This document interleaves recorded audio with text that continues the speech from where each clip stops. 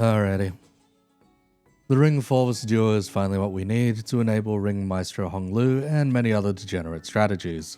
With 5 or more Ring IDs to now filled, we've got our pick of the bunch to exploit Hongers and false passives both. Anyhow, as Meursault is basically slave to Rodion and may as well be a double OID, we'll be going over both of them in this video at the same time, so bear with me as we get through both their kits. Being from the school of Fauvism, their main inspiration is the Fauvist movement, which involves violent and bold strokes, as well as heavy use of garishly bright complementary colours. Project Moon's interpretation takes some elements of these, but mostly draws upon the namesake Fauvs, that being wild beasts. To this end, we have Fauvist Docent Rodion and Fauvist Student Meursault. We'll start with the simpler of the two, Ring Fauvist Student Meursault.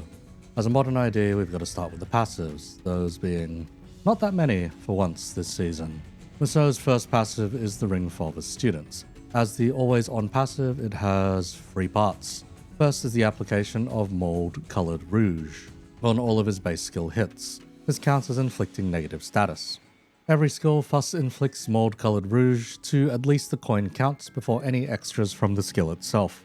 Mold Colored Rouge itself is a very sticky debuff that lasts through the turn and only loses stacks at end of turn. It boosts up bleed potency generation significantly and also grants defense level down the next turn based on stack. The timing here makes this needlessly strong, as being next turn means everyone can benefit from the extra magnified damage. Past there, if he has inflicted 10 Mold Color Rouge during this encounter, he puts on his persona and gains the Fauvism Masque de Chin. This is a unique buff that lets him deal out more damage based on mold colors on target, improve his status potency application, and finally slap on some extra bleed count if a target doesn't have bleed. A lot of benefits to being a furry when it comes to status application, I suppose. Last is synergy with Fauvist Docent Rodion's second defense skill Critique. Upon coin start, Meursault gains a unique personal buff, Imperfections Addressed. This one lets him deal out more damage and heals him SP every time Rodion's Critique gets a reuse off. He loses this buff once Rodion is able to use Critique again, since that skill works off of a lockout of sorts. As for his field passive, it's Welling Inspiration. So long as Meursault has his persona on, he inflicts more Mold Colored Rouge. In addition, every time he inflicts 4 of said debuff, he heals SP. Going beyond that, much like the 2 Ring Corporus, if already full SP, gains their relevant damage type up next turn. In this case, it's all blunt. With the passives out of the way, we can get into his base skills. Reminder that all of these deal out Mold Colored Rouge, and when he has his personal buff, inflicts more sinking and bleed. Skill 1 is Rough Portrayal. It's a 2-coiner that deals more damage based on negative effects on target, and gains coin power based on dual status between sinking and bleed. Aside from that, the first coin inflicts bleed, and the second coin does both bleed and sinking counts. More importantly, this is a Wrath skill on a skill 1. Letting us fuel a lot of important egos more easily. Very straightforward, but as it has damage bonuses, it can hit surprisingly hard all things considered. Skill 2 is Visceral Strokes. Like above, this deals more damage based on negative effects and gains coin power based on bleed and sinking on targets. One extra little piece of jank is that it gains clash power so long as the target doesn't have Mold Color Rouge. This is rather odd since everything from his kits applies it. But functionally, this means as long as he's targeting something new each turn, he gets clash power, I suppose. As for the free coins themselves, bleed on the first, both bleed and sinking on the second, and bleed count alongside sinking potency on the last. Rather vanilla seeming beatstick with dual status application. Skill 3 is Fauvism Reveals Submission. As above, this deals more damage based on negative effects, but instead gains final power for bleed and sinking on targets. As for the second on-use condition, if at less than 50% HP or with both mold colors, the third coin gets reused. Oh, and everything becomes arbitrarily unbreakable. In addition, the extra coin reuse inflicts extra bleed or sinking based on mold color. As for the coins themselves, first one is bleed, second one is bleed and sinking, third one is bleed and sinking counts alongside Mold Color Rouge. Since the final coin gets reused, the fourth coin is more bleed and sinking count, Mold Color Rouge, and status potency from that one line earlier. Essentially, this is a Mold Color Rouge stim, alongside quite a lot of counts for some easy enough to fulfill conditionals. At least so long as we can get that additional mold color. As for the defense skill, that one is Coloring Preparations. This is a clashable counter that can gain both base power and coin power. The base power from the Persona buff and coin power from the dual status combo. Otherwise, this inflicts bleed and sinking. Short and sweet is Meursault's kit, since this should really just be a double O. But I digress, he's a freebie, and I suppose we're just never doing double O's ever again at this point. Not even for event welfare units. Moving along, let's get to the meatier of the two kits. Ring Fauvism Docent Rodion. In comparison to Meursault, this is a real kit with all the extra bells and whistles, rather than just a single-toned gimmick. Starting out, we've got 3 passives, the first of which is Mentorship. This grants her Le Hommage, equal to the number of ring students specifically. These are Otis, Yisang, and Meursault. This is a buff that functionally flips her offense level or defense level with every stack. In addition, she randomly applies offense and defense level to 2 of the ring students. These are some nice little baseline benefits that let the more lacking students keep up more so. The second passive is Le Fauvism Couleurs Sauvages. At the end of combat, inflict a unique debuff if 3 other debuffs are on target. The 3 debuffs are Mold Color Rouge, Mold Color Blue, and Touche Hardy. Having all 3, Fuss applies Palette Vibrante. Rewinding real quick, what are each of these? Mold Color Rouge is the same as Meursault's, a sticky means of applying bleed potency and defense down. Mold Colored Blue is Fuss the sinking version of it to an extent. It's a sticky debuff that increases sinking potency application and reduces SP the following turn instead of defense down. The timing does matter as some enemies recover SP at turn end or start, making this a means of countering said recovery. As for Touche Hardy, which I will just call Touche from here on, it's the equivalent of concussion from Wei Yi Sung, but for bleed and sinking, amplifying the amount of damage both are able to do to both HP and SP. Finally, Palette Vibrante makes the target take more damage from ring IDs, more even if from a Fauvist, and in addition, randomly gain bleed and sinking count or potency. Furthermore, at combat end, we halve both mold color stacks on targets. This passive may have looked simple on outset, but because of all the overlaying effects, it's something of a nightmare. Oh, right. More Palette Vibrante is inflicted so long as each of the debuffs is past a certain threshold, an additional for every extra tier, essentially. As we go even further into this passive, she gains her Persona buff, Le Fauvisme Masque de Loup, so long as any of the following conditions are met. If she inflicts enough Palette Vibrante over 3 turns, has used her second defense skill 2 times, and or used her enhanced S3. Her version increases her maximum and minimum speed, her bleed and sinking infliction, and finally lets her inflict additional count on hits when the target has enough mold color. Sinking count for blue, bleed count for rouge. For the fueled passive needs a rougher touch for this part, it's far more simple. The 3 unique debuffs get more infliction. That covers all 3 of her passives. Bleh.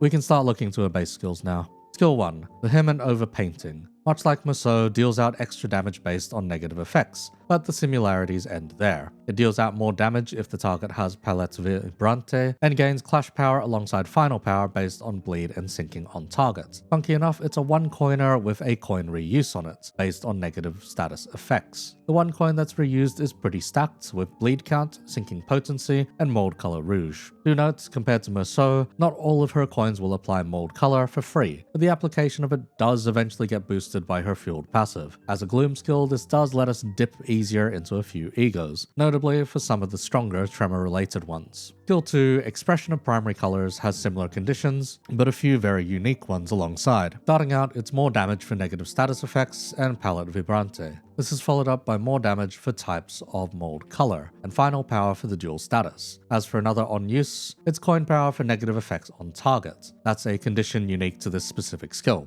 From there, the coins are very straightforward. The first one does bleed and mold color rouge, the second one does sinking counts, mold colored blue, and touche so long as the target has 5 types of negative effects. Skill 3, Le Fauvisme Déchaînement Brutal, is the lesser version of her skill 3, performed if the target has less than 6 negative status effects. It deals more damage based on negative status effects, and of course more damage with Palette Vibrante. There's also coin power based on dual status. The coins themselves are bleed potency with mold color rouge, bleed counts with mold color rouge, sinking potency with mold color blue, bleed counts, and touche, this turn and the following turn with enough negative effects. The enhanced version, Burst Forth the Pulsing Crimson Under Your Skin, is performed when the target has 6 or more negative effects instead. It's an unfocused volley that deals more damage based on negative status effects, more damage with Palette Vibrante, and gets coin power based on dual status. The coins are quite similar to the previous one, bleed and rouge, bleed count and rouge, sinking potency and blue,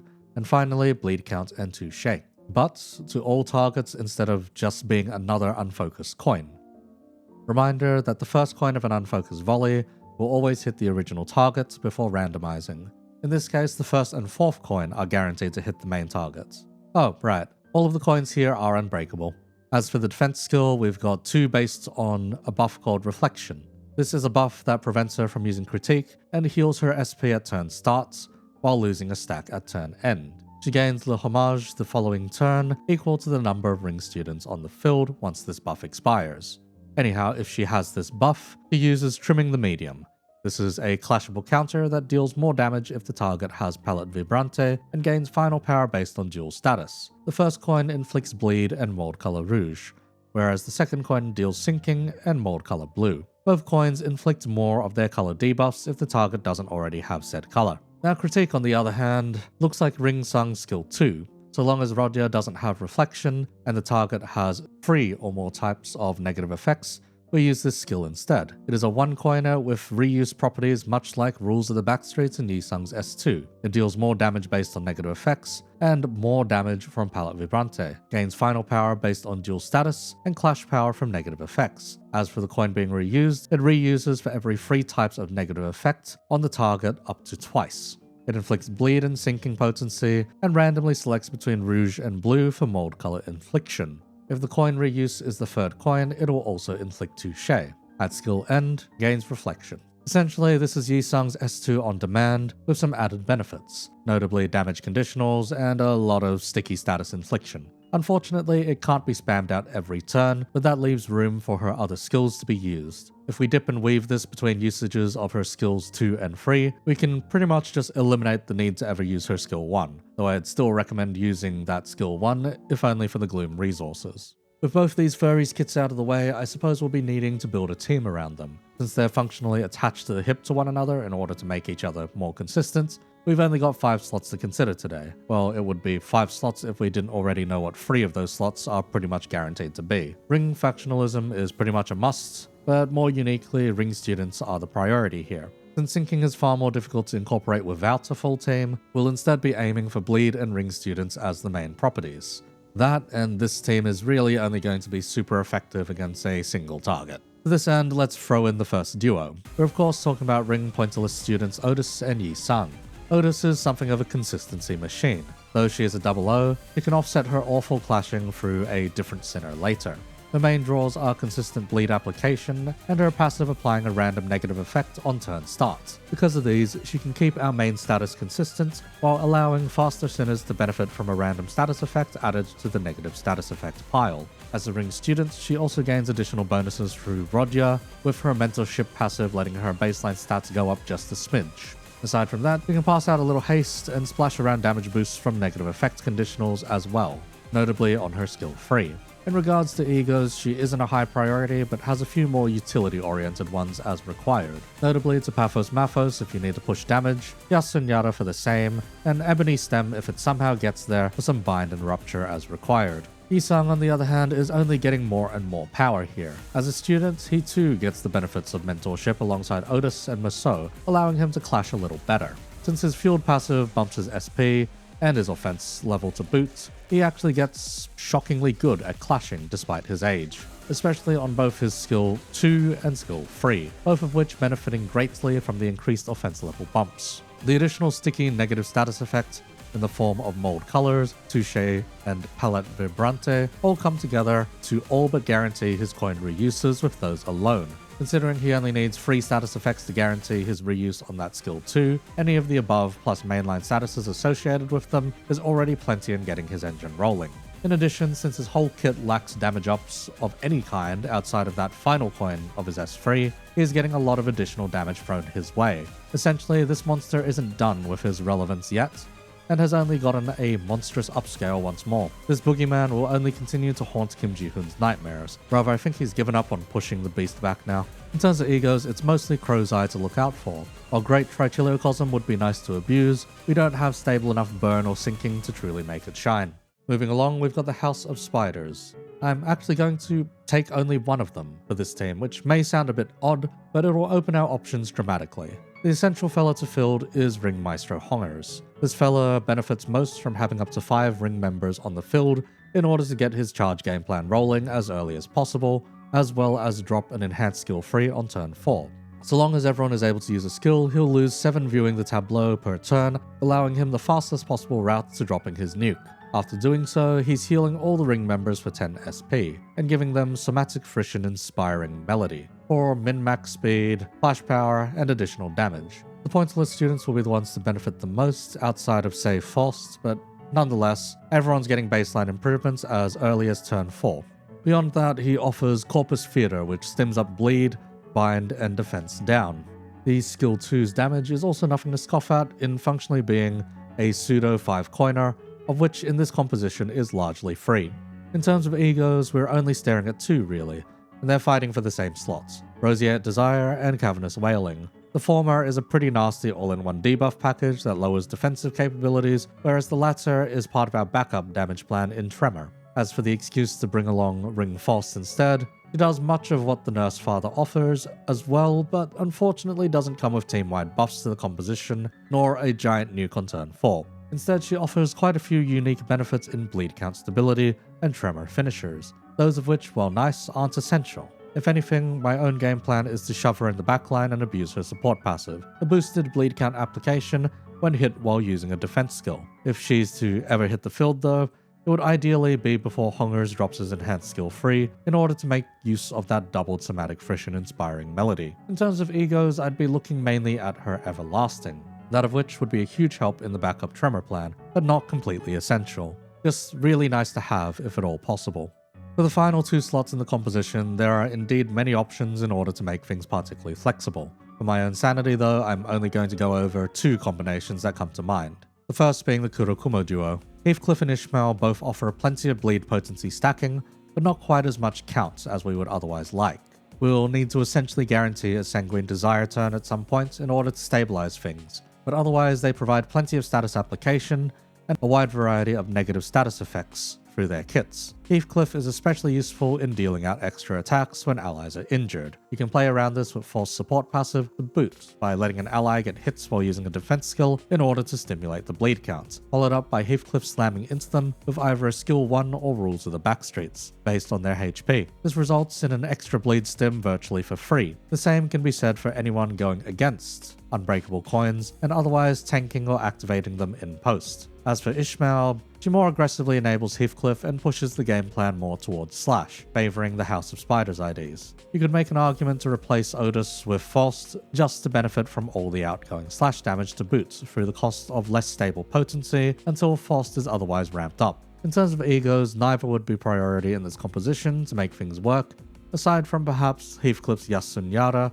or if you're somehow greedy enough to have the gluttony for Ishmael's wing beat. For the other duo, I'd be looking at the Tremor Hemorrhage bunch, those being Encorp Roshu and Night Owl's Gregor. Compared to the Kurokumo, they don't provide as much raw bleed application, however they do provide a lot of negative status effects between them. Very sticky negative status effects to boot. Between the mold colors, Touche, Palette Vibrante, Gaze, and Wounds, that's already 6 status effects, not to mention the associated Sinking, Tremor, Bleed, bringing that up to 9 of them. The wounds also generate bind, rounding us to 10, and further beyond there are just so many other potential effects we could muster just by utilizing each Sinner's kits or otherwise egos. Encorp Roshu especially has some real funky tech you can abuse here. He can become a bleed count pinata for us. Since her defensive skill is just a normal guard, using it against a skill means it is guaranteed to get hits as it stands. With Ring Force backline support skill, you can poke back with 4 bleed count for the fun of it if hit twice, and that's not to mention Roshu's guard, already inflicting bleed counts back to the attacker, to boot. The defense skill also comes with the possibility of having Contempt and Contempt of the Gaze, meaning she will take far less damage while making use of this strategy, with both a 50% damage reduction and 7 protection, making for an insanely durable bleed count cactus. Meanwhile, Gregor is kinda just there to keep stabbing things, forcing bind and spilling out bleed counts with wounds. Heck, By having two fellows with even the tiniest smidge of tremor, we can get the bonuses from these wounds. Honestly, there isn't much wasted here. If we somehow want to convert the tremor into something real and happen to have plenty of spare ego resources, we can of course abuse the additional damage from hemorrhage too. Just having a Meursault on field does wonders for this, as does having access to Rodion or effervescent corrosion, that of which is usually overlooked for the vastly more popular Rhyme-Shank.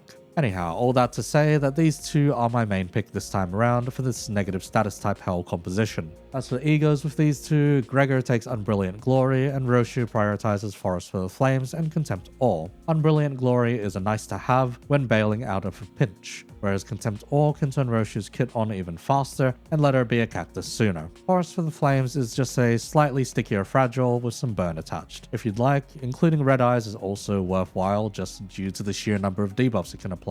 It combos particularly well with Gregor's Bind application to inflict plus coin down and slash fragility for the nurse father to abuse. In terms of backliner as well, aside from Faust, we only need to cover 4 sinners. If we wish to double dip, we can take the Kurokomo duo here, as Heathcliff offers an easy access 10% full HP hate or guard skill hate. Both of those are becoming increasingly common. Meanwhile, Ishmael offers more bleed potency and counts accordingly through Cloud Workshop Blade. For Don, we can take the Blood Fiend for damage ups if we're expecting to get hit. Otherwise, we can slot in the middle Little Sister to give Meursault a leg up in extra blunt damage. The unfortunate caveat being we would need to drop Otis in order to bring back Faust, while slotting Meursault higher in deployment order than those who mirror his HP, like Roshu and Gregor. Finally, as for Sinclair, since there's a little more wrath to abuse here, I suppose we can take the one who shall grip, N-Corp Sinclair. Since pretty much everyone is going to be SP healthy, this will just come down to who is earlier in deployment order. Plus, we'll be slotting Rodion or Meursault earlier to abuse the bonus damage. Otherwise, if you want El Generico, Mariachi gets his flowers here due to the SP damage we've got going around and the gloom that we have. With everyone out of the way, we can move on to play patterns. It's quite similar to the previous ring duo, just with a few additional steps for build-up. For deployment, slap Rodion up front to benefit from passives most. Otherwise, pick your favorites and slap them around. Consider putting IDs that benefit from negative status effects for damage towards the back, in order to have them go later due to speed ties. Anyhow, we want to activate as many passives as possible while building towards Sanguine Desire. As a reminder, Sanguine requires a Wrath, Free Lust, Free Pride, and Free Envy. In this composition, the Envy is going to be the worst to get. Out the gates, we can aim for 4 Lust in order to turn pretty much every Lust-related passive on at once. From there, we can slot away Pride or Envy. Note, with Hunger's S2, it is best to see if you can get the reuse in order to make the Envy generation a lot smoother. If we can mix in some Sloth as well, we can also get Gregor's Meursault going too. With 4 Lusts, we activate both Pointillist passives as well as Hunger's passive. As a bunch of the rest are Resonance Lust passives, those will activate on this first turn as well. As an opener, you should consider both the Fauvist S2s, as Meursault gains Clash Power in the absence of Rouge, whereas Rodion applies both colors in the same skill. On turn 2, we're looking to fulfill the rest of Sanguine Desire's costs while padding the resources required for passives. If we can get to 5 Envy by some means, we can keep False Support passive on during the Sanguine turn to boot. If False passive is active, considering using Roshu's defense skill for some easy bleed count application. On this turn, if enough debuffs have been collected on the main target, slap in Rodion's defense skill for a free critique slam.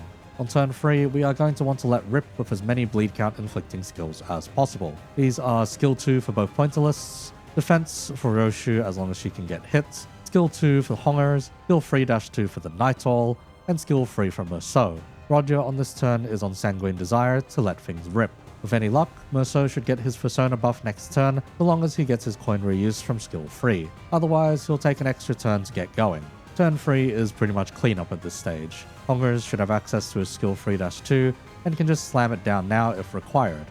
Otherwise, everyone can dump as many damaging skills as they wish. Using Rodion's enhanced skill 3 here would be ideal, but otherwise using critique again can let her get her Persona buff. Gregor should prioritize Tremor Burst now in order to get any value out of Hemorrhage and the wounds. Same goes with getting any value out of Meursault procs. Turn 5 onwards is more or less improvisation. Now that everyone has their buffs going, they can run down the bleed timer and let the enemy drain out rather fast, especially if they have a lot of coins to throw at you. Alternatively, you can start on other game plans if things aren't going your way quite as fast. Consider using Meursault to throw in a Tremor combo, likewise with Rodion. Now that the important status is stuck, you can throw out a Regrets and Effervescent Corrosion to suddenly have a Tremor stack going. One skill free from either Gregor or Roshu will convert that into Tremor Hemorrhage, and you'll be good to go. If someone in the team manages to kick the bucket on top of that, you can of course abuse Everlasting from Fauvist coming in and set up the dodgiest extra nuke combo as required. As this additional strategy is a lot more ego resource intensive, I would recommend throwing in Contempt Ore at some point in order to maximize resource gain and further stretch out your damage reach. Thanks for tuning in to another build guide. I know it's been a lot of ring related stuff since April started, but I reckon this has become one of the more well-oiled machines out there now. The two Fauvists provide some insanely sticky debuffs to abuse, especially for those negative status effect conditionals of others. While not strictly required to run as 5 Sinners, I reckon there's a stupid amount of power in doing so with 2 wildcards.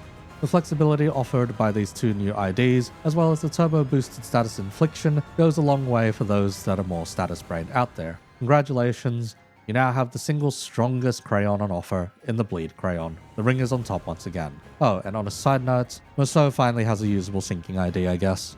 If you enjoyed the content, like the video, it goes a long way in the algorithm. Otherwise, if you want to see more in the future, hit that subscribe button alongside the bell to be notified whenever I throw something out. Recently, that's been more lore-focused videos, like the Ring and Index ones recently. If you'd like to support further, like these 2 schmucks, Artie and Derp, you can join the Patreon below for as little as $1 per month. Thanks once again for listening in, or even using me as second monitor content. Appreciate it.